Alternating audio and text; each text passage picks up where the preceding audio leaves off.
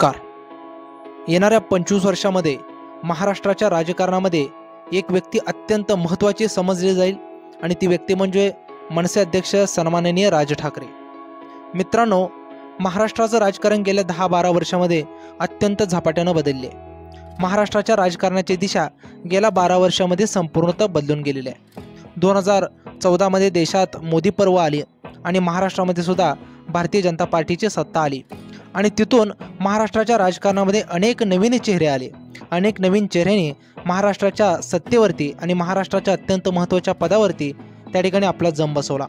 आणि जे जुने नेते होते, ज्यांनी सत्ता उपभोगली, ज्यांनी अनेक ठिकाणी आपली पदं भूषवली, ती व्यक्ती कुठेतरी काळाच्या पडद्याआड गेली. आणि सध्या महाराष्ट्राच्या राजकारणामध्ये अनेक चेहरे, अनेक बदलाचं वार सुटतं आहे. परंतु पुढच्या 25 वर्षाचा विचार केला तर या सर्वांमध्ये अत्यंत महत्त्वाची आणि निर्णायक अशी त्या ठिकाणी छाप कोणाची पडेल तर ती राज ठाकरेंची पडेल, अशा पद्धतीची चर्चा आहे. महाराष्ट्र नवनिर्माण सेनेचे अध्यक्ष सन्माननीय राज ठाकरे आत्ता 55 वर्षाचे आहेत. खरं तर राजकारणामध्ये 55 वर्ष हे वय म्हणजे तरुण वय समजलं जातं, कारण राजकारणामध्ये हा भरभराटीचा काळ असतो. राष्ट्रवादी काँग्रेसचे सर्वेसर्वा शरद पवार साहेब 85 वर्षाचे आहेत, तरीही ते दिवस अत्यंत चांगल्या पद्धतीनं काम करत असतात.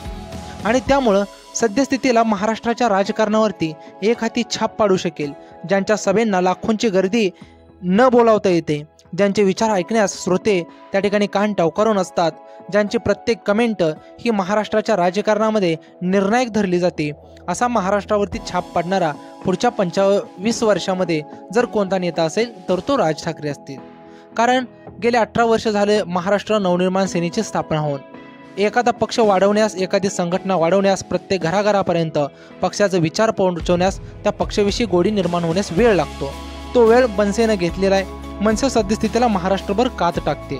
महाराष्ट्र नवनिर्माण सेनेचं संघटन अगदी गडचिरोलीपासून ते मुंबईपर्यंत आणि पुण्यापासून ते पश्चिम महाराष्ट्रातील अगदी कोल्हापूरच्या टोकापर्यंत सर्वत्र पोहोचलेलं आहे. महाराष्ट्र नवनिर्माण सेनेचे पदाधिकारी एका विस्थापित माध्यमातून एका प्रस्थापित माध्यमाकडे वाटचाल करत आहेत.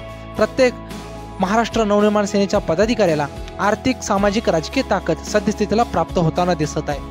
महाराष्ट्र नवनिर्माण सेनेनं आपल्या पदाधिकाऱ्याला त्याच्या स्वतःच्या हिमतीवरती स्टँड करण्याची त्या ठिकाणी प्रोसेस राबवत आहे.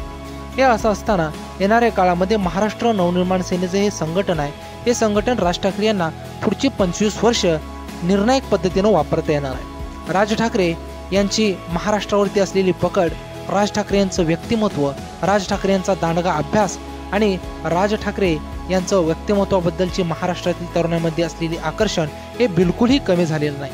आणि त्यामुळं पुढच्या 5, 10, 15 वर्षामध्ये जे काही महाराष्ट्रातील ज्येष्ठ नेते आहेत ते सर्व नेते त्या ठिकाणी राजकारणामध्ये निवृत्त होतील.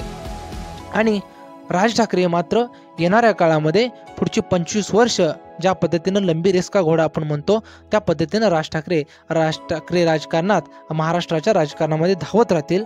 आणि याच्यामध्ये ज्या पद्धतीनं स्वर्गीय बाळासाहेबांनी अगदी शिवसेना 1966ला स्थापन झाली, परंतु पहिलं युतीचं सरकार 1995ला आलं आणि तिथून ज्या पद्धतीने शिवसेना वाढली, घराघरापर्यंत शिवसेना, गाव तांड्यावरती शिवसेना पोहोचली, त्या पद्धतीनं महाराष्ट्र नवनिर्माण सेनेचं निर्णायक अशी महाराष्ट्राच्या राजकारणामधील, महाराष्ट्राच्या विकासाची आणि महाराष्ट्राच्या सांस्कृतिक राजकीय जडणघडणीतील पुढच्या 25 वर्षाची भूमिका ही राज ठाकरे मांडतील. आणि त्या भूमिकेमधील सर्वाधिक महत्त्वाचा प्यादा जर कोणी असेल